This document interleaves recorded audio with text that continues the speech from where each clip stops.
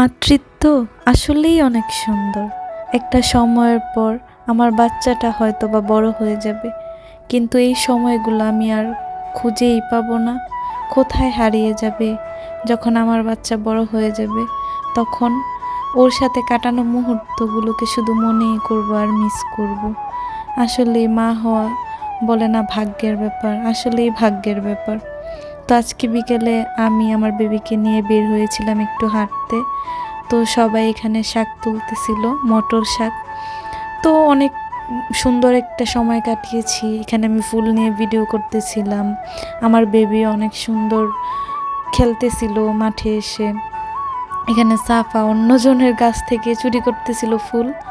তো এখানে এসে ছোটোবেলার কথাও মনে পড়ে গেল। এই গাছগুলো দিয়ে ছোটোবেলা অনেক খেলতাম আমরা। ঠিক যেইভাবে ছোটোবেলার দিনগুলোকে মিস করি, সেইভাবে আমার বেবির সাথে কাটানো মুহূর্তগুলো হয়তো বা ও যখন বড় হবে তখন মিস করব। তো এইদিকে দেখেন আমি ফুলকপিটা উঠিয়ে নিলাম, এত শক্ত ছিল গোড়া, আমি অনেক জোরে টানাটানি করে তারপর তুলে নিয়ে আসলাম। তো এটা নিয়ে আমরা বাসায় যাচ্ছি। তো এখানে সাফা শাকের ঝুড়ি নিয়েছে। তো আজকে এই পর্যন্তই, সবাই ভালো থাকবেন।